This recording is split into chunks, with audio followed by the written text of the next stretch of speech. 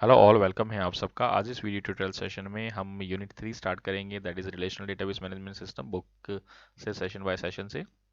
इससे पहले भी एक इंट्रोडक्शन जो डेटाबेस का है वो मैं एक वीडियो में दे चुका हूँ। अगर नहीं देखी है तो पहले आप वो देख लीजिए, उससे थोड़ा सा आइडिया हो जाएगा। और इसमें हम सेशन बाय सेशन लेके चलेंगे एक एक वीडियो, ताकि हमारा जो बुक है वो अच्छे से कवर हो सके।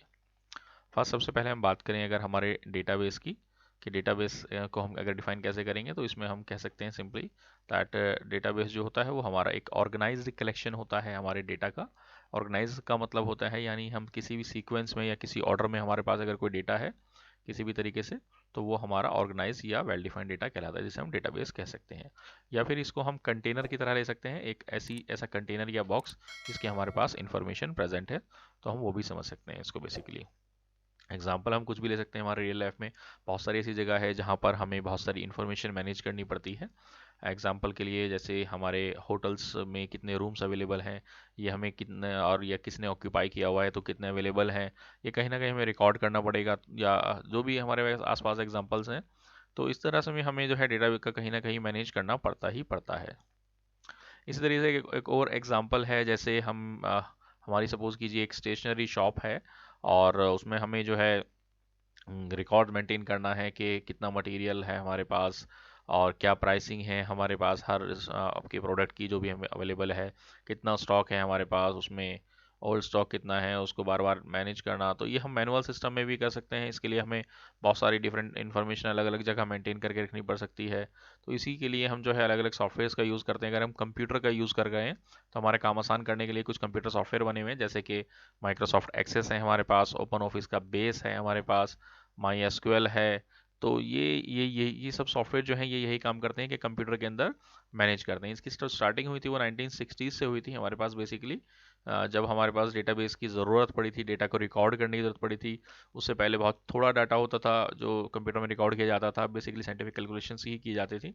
बट जैसे जैसे रिकॉर्ड मेंटेनिंग की बात हुई तो हमारे पास डेटाबेस एप्लीकेशंस बनाई गई, ताकि हम बेटर मैनेज कर सकें हमारे डेटा को।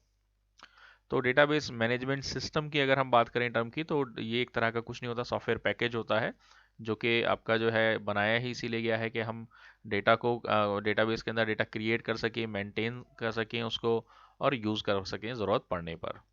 तो यही हमारा बेसिकली डेटाबेस सिस्टम होता है, सिस्टम कह लीजिए या सॉफ्टवेयर कह लीजिए।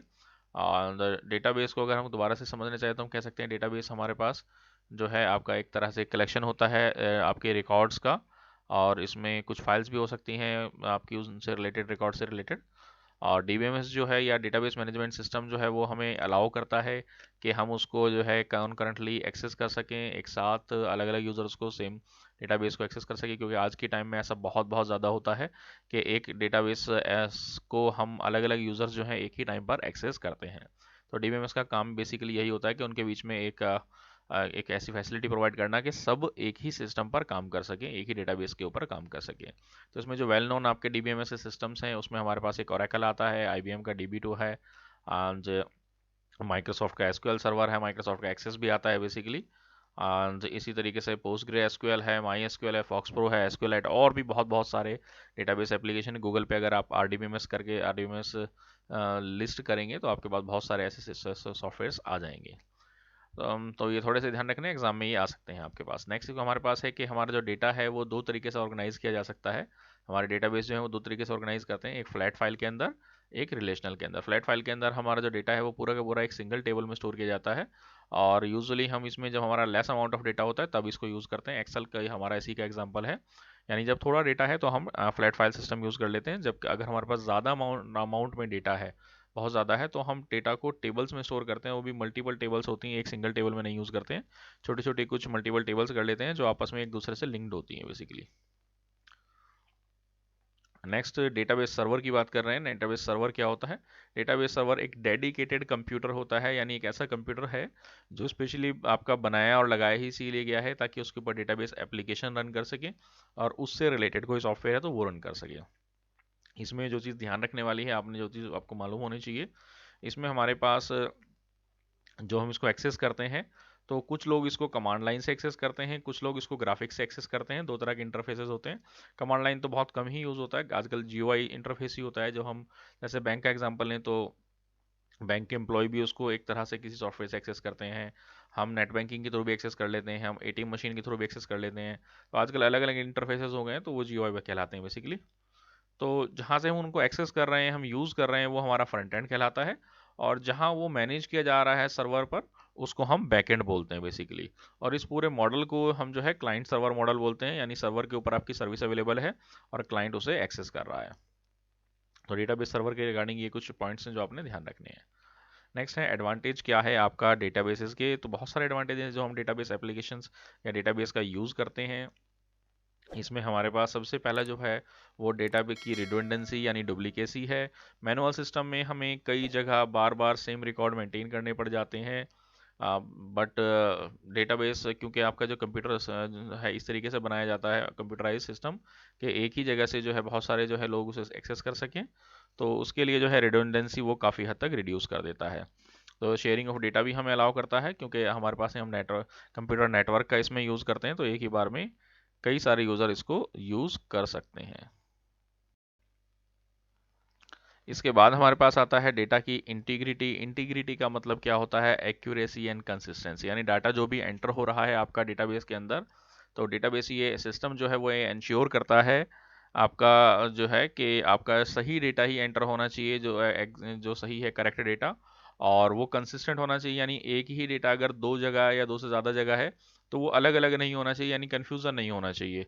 किसी कस्टमर का कॉन्टैक्ट नंबर या उसका जो एड्रेस है या कोई भी पर्टिकुलर डिटेल है उसकी, तो वो दो जगह अगर हम लिखी हुई है किसी वजह से, तो वो अलग अलग नहीं होनी चाहिए, वो सब जगह सेम होनी चाहिए उसकी वैल्यू। तो वो आपकी डेटा इंटीग्रिटी चेक भी हम यहाँ पर इंश्योर कर सकते हैं। बेसिकली डेटाबेस सिस्टम के अंदर ये चीज़ होती है, और सभी डेटा को सेम जो है डेटा ही नज़र आए, ये भी आपका इंटीग्रिटी का ही पार्ट होता है। इसके बाद डेटा की सिक्योरिटी प्रोवाइड करना, तो अनऑथराइज एक्सेस से हमें बचाता है डेटाबेस सिस्टम। उसमें पासवर्ड के ऑप्शंस होते हैं, उसमें कंस्ट्रेंट लगे होते हैं भाई कितना यूज़र को कितना एक्सेस करना है। जैसे बैंक की अगर हम बात करें तो एम्प्लॉयज़ जो है अगर वो ब्रांच में है किसी, तो वो अपनी ही ब्रांच का जो है एक्सेस कर सकता है, उससे ज़्यादा का उसको ऑथराइज नहीं है किसी के साथ कोई ट्रांजेक्शन वगैरह करने की, किसी और लोकेशन पर।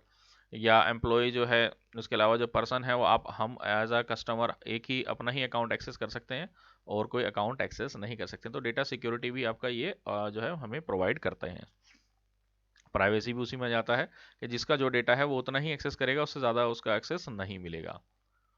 Next backup and recovery. Backup हमारे पास यहाँ ऑटोमेटिकली सिस्टम होता है जो बैकअप और रिकवरी का ध्यान रखता है, यानी किसी केस में अगर सिस्टम फेल हो जाता है, कोई क्रैश कर जाता है, तो वो ऑटोमेटिकली आपको बैकअप दे दे वहाँ से।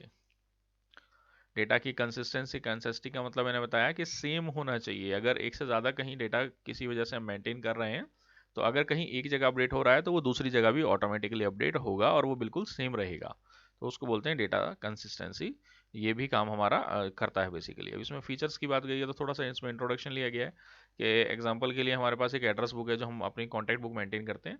तो उसमें हम काफ़ी सारी इन्फॉर्मेशन रखते हैं, जैसे नेम हो गया, एड्रेस हो गया, फ़ोन नंबर हो गया, और बहुत सारी चीज़ें, डेट ऑफ बर्थ वगैरह हम रख सकते हैं। तो जिस चीज़ के बारे में हम यहाँ रख रहे हैं दैट इज़ पीपल्स के बारे में रख रहे हैं, तो उसको हम कंसिडर कर सकते हैं कि भाई वो एक आइटम है, यानी किसी चीज़ के बारे में हम इन्फॉर्मेशन मेंटेन कर रहे हैं। तो कई बार इस चीज़ को आइटम बोल देते हैं, कई बार ऑब्जेक्ट बोल देते हैं, कई बार थिंग बोल देते हैं। भाई किसी चीज़ की तो इन्फॉर्मेशन मेंटेन की जा रही है।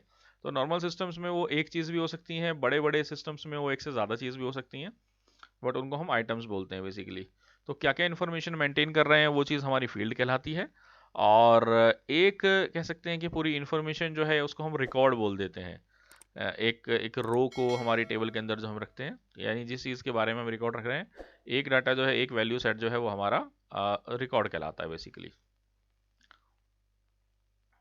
नेक्स्ट इसमें कुछ फीचर्स की बात की गई है, वही सेम थोड़े थोड़े से रिपीट किए गए हैं पॉइंट इसमें कि आपके एग्जाम्पल के थ्रू। एक डेटाबेस के अंदर एक या एक से ज़्यादा टेबल हो सकती है, डिपेंड करता है कितना बड़ा हमारा ऑर्गेनाइजेशन है, क्या डाटा है। जैसे एक कह रहे बिग कंपनी के अंदर जो है आपके अंदर प्रोडक्ट की डिटेल हो सकती है एक टेबल, अलग से एक सप्लायर की टेबल हो सकती है जिसमें सप्लायर्स की डिटेल हो, क्या भाई क्या प्रोडक्ट बनाते हैं उसकी डिटेल हो सकती है, कौन कौन से सप्लायर हैं उसकी डिटेल हो सकती है, कस्टमर्स की डिटेल हो सकती है, भाई कौन कौन से कस्टमर हैं हमारे पास। इसके अलावा ऑर्डर कितने आ रहे हैं जा रहे हैं उसकी हमारी अलग डिटेल हो सकती है। तो हम इन सब के लिए अलग अलग टेबल बनाते हैं।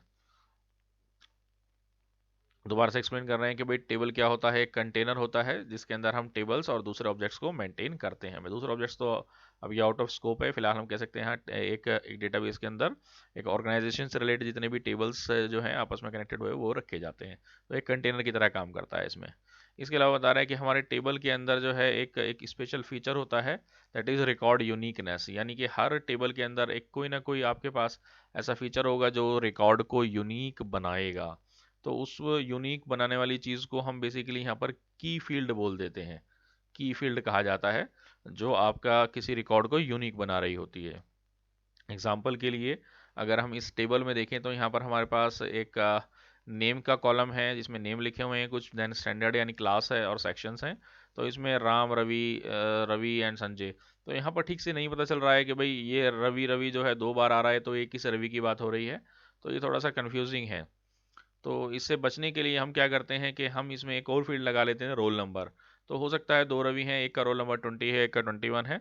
तो इस तरह की फील्ड जो हमारे रिकॉर्ड को जो है यूनिकली आइडेंटिफाई कर पाए कि हाँ भाई ये रवि 20 रोल नंबर वाला है, ये 21 वाला है। तो इस तरह की फील्ड को जो रोल नंबर है यहाँ पर हमारी ये की फील्ड कहलाती है, जिससे हमारा रिकॉर्ड जो है वो यूनिकली आइडेंटिफाई करता है। तो हमारे टेबल में कई बार ये एक एक ही की फील्ड होती है और कई बार हमारे पास एक से ज़्यादा जो है यूनिक की फील्ड्स हो सकती हैं, यानी यूनिक की या की फील्ड बोल देते हैं। जैसे एग्जांपल के लिए अगर हम फ्लिपकार्ट या अमेजन या इस तरह की शॉपिंग कार्ट की बात करें तो वहाँ कस्टमर को जो यूजली अकाउंट को जो आइडेंटिफाई किया जाता है तो वो कस्टमर आईडी भी दे देते हैं कई बार। और यूनिकली हम उसको फ़ोन नंबर से भी आइडेंटिफाई कर सकते हैं। लॉगिन करने के लिए हर कस्टमर का फ़ोन नंबर अलग होता है। अब दो अकाउंट नहीं बना सकते एक सेम फ़ोन नंबर से। या ईमेल आईडी है तो वो मना कर देता है। तो email ID, phone number, customer ID ये सब हमारी यूनिक की हो सकती हैं। यानी दो कस्टमर की ये सेम नहीं हो सकती बेसिकली। हाँ, तो इसमें हमारे पास जो है यहाँ पर एक और एग्जांपल लिया हुआ है, जहाँ पर अगर आप ध्यान से देखेंगे कि हमारे पास एक ऑर्डर है, ऑर्डर आईडी है, यानी जितने भी ऑर्डर हमारे प्लेस हुए हैं हमारे, हमने उनको एक आईडी दे दी, एक आइडेंटिफिकेशन नंबर दे दिया। उसमें हमने कस्टमर का नेम लिखा, कस्टमर का एड्रेस लिखा, फ़ोन नंबर लिखा, किस डेट में हमने उनको प्रोडक्ट सप्लाई किया या सेल करी है और कितने आइटम हमने दिए हैं। तो अगर ऐसे ऐसे सपोज कीजिए इसके अंदर हमारे पास वैभव मित्तल 2 बार आप जो है 3 बार इसमें हम उसको सेल कर रहे हैं, तो तीनों बार हमने उसका एड्रेस लिखा एंड फ़ोन नंबर और हमने सेल जो है मेंशन किया। तो यहाँ पर जो ये डिटेल है, फ़ोन नंबर, एड्रेस, ये बार बार आपकी जो है रिपीट हो रही है। हो सकता है इससे ज़्यादा डिटेल मेंटेन करनी पड़ती हो, यानी बार बार रिपीट कर रहे हैं। तो इसमें हम ये जो कस्टमर की पर्सनल डिटेल है वो हमारे ऑर्डर के अंदर वाले टेबल में मेंशन ना करके हम क्या करेंगे, दो अलग अलग टेबल्स बना देंगे बेसिकली। जिसमें हमारे पास एक टेबल के अंदर हमारी क्लाइंट की पर्सनल डिटेल होगी जिसमें क्लाइंट आईडी, क्लाइंट नेम, फिर उसका एड्रेस, फ़ोन नंबर डिटेल होगा, और दूसरी हमारा ऑर्डर की डिटेल होगी इसमें ऑर्डर का नंबर होगा और क्लाइंट में क्लाइंट आईडी होगी। तो हम क्लाइंट आईडी यहाँ से रिफ्लेक्ट कर सकते हैं, चेक कर सकते हैं हाँ भाई यही वाले रिकॉर्ड है, और बाकी डिटेल जो हमें चाहिए वो रखेंगे। तो क्लाइंट को सिर्फ उसकी आइडेंटिफिकेशन नंबर से हम यहाँ पर आइडेंटिफाई करेंगे और बाकी डिटेल हम क्लाइंट टेबल में मेंटेन करेंगे। तो ये हमारे पास इस तरीके से मेंटेन करते हैं। इसमें हमारे पास जो ये क्लाइंट वाला टेबल है इसमें क्लाइंट आईडी हमारी प्राइमरी की हो गई, सेल्स वाले टेबल में हमारी ऑर्डर आईडी जो है वो हमारी प्राइमरी की हो गई। ये थोड़ा सा गलत लिखा हुआ है यहाँ पर, जो ऑर्डर आईडी है वो प्राइमरी की है। और यहाँ पर जो क्लाइंट आईडी है, देखो यहाँ पर क्लाइंट आईडी रिपीट हो रही है यानी डुप्लीकेट है, यानी सेम कस्टमर जो है आपका 2 बार आपके सेल कर रहा है तो उसका बार बार नाम आ रहा है। तो यहाँ पर ये क्लाइंट आईडी जो है ये वैलिडेट कर रही है या रेफर कर रही है इस वाली की को। यानी जब भी यहाँ पर कोई एंट्री होगी अगर वो मैनुअल हो रही है, क्योंकि आजकल तो सिस्टम में ऑनलाइन लॉगिन करके ही सेल्स वगैरह या ऑर्डर वगैरह प्लेस होता है तो वो ऑटोमेटिकली पिक कर लेती है। अगर यहाँ पर सपोज कीजिए आपका एक ये एक सेंटर है जहाँ पर सेल ऑफ पॉइंट है, जहाँ पर सेल परफॉर्म कर रहे हैं, तो मैनुअल उसमें अगर हम एंटर कर रहे हैं तो वो हमेशा चेक करेगा कि ये जो हम सेल्स आईडी डाल रहे हैं वो हमेशा यहाँ से मैच करनी चाहिए। अगर वो यहाँ से मैच नहीं कर रही है यानी वो इनवैलिड क्लाइंट का नंबर डाल रहे हैं। तो वो मैच करे इसके लिए हम क्या करते हैं, इस वाली जो जो ये आपकी दूसरा कॉलम है क्लाइंट आईडी, इस टेबल के अंदर इसको हम फॉरेन की बना देते हैं बेसिकली। और ये किसी दूसरे टेबल के प्राइमरी कॉलम को या प्राइमरी की को रेफर कर रही होती है वैलिडेशन के लिए, बेसिकली इंटीग्रिटी चेक के लिए कि हाँ भाई हमारा डाटा सही है या नहीं है। तो यहाँ पर दो चीज़ें कंसेप्ट आपकी क्लियर हो गई, प्राइमरी की और फॉरेन की का क्या कंसेप्ट होता है। इसमें थोड़ा सा समझाने की कोशिश भी की गई है कि आपके पास फॉरेन की जो होती है वो आइडेंटिफाई करती है कॉलम और सेट ऑफ कॉलम्स को, यानी एक कॉलम या दूसरे एक से ज़्यादा कॉलम हो सकते हैं एक टेबल के, जो कि रेफर कर रहा है दूसरे कॉलम आपका जो है दूसरे टेबल के किसी कॉलम को, और वो दूसरा जो कॉलम होता है वो यूजुअली प्राइमरी की हो सकता है। इसमें एक और कंसेप्ट है हमारे पास कंपोजिट की का। कुछ केसेस में हमारे पास जो है किसी टेबल के अंदर एक कॉलम जो है, सिंगल कॉलम जो है वो प्राइमरी की नहीं बन पाती है, यूनिक की कोई होती नहीं है, तो हम कई बार क्या करते हैं, दो कीज को मिला के यानी दो कॉलम्स को मिला के हम प्राइमरी की बना लेते हैं, तो उस केस में उसको हम कंपोजिट प्राइमरी की बोलते हैं। भाई हमारे पास रोल नंबर नहीं एलोकेट हुए, अभी अभी स्टूडेंट आ ही रहे हैं, हमने कोई इस तरह का नंबर नहीं दिया, तो हम उनका फर्स्ट नेम, उनका उनका नेम और फादर नेम मिलाकर हम बना सकते हैं कि भाई दो स्टूडेंट्स नेम और उनके फादर नेम सेम नहीं होंगे, तो हम उसको प्राइमरी की बना सकते हैं दो को मिलाकर। इसके बाद थोड़ा सा आरडीबीएमएस का इंट्रोडक्शन दिया हुआ है कि भाई आरडीबीएमएस क्या होता है। आरडीबीएमएस ये होता है जो भी हमने बात की, एक डेटाबेस का टाइप है जिसके अंदर हम इसी तरह के मल्टीपल छोटे छोटे टेबल्स बनाते हैं, जिन टेबल्स को हम रिलेशंस बोलते हैं, तो उनको रिलेशन बोल देते हैं, उनके आपस में भी बीच में रिलेशन होता है, जो हम आने वाले नेक्स्ट सेशंस में डिस्कस करेंगे।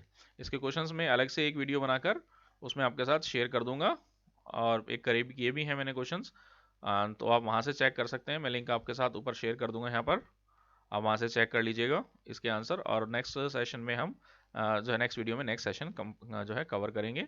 इस वीडियो में इतना ही। Thank you very much.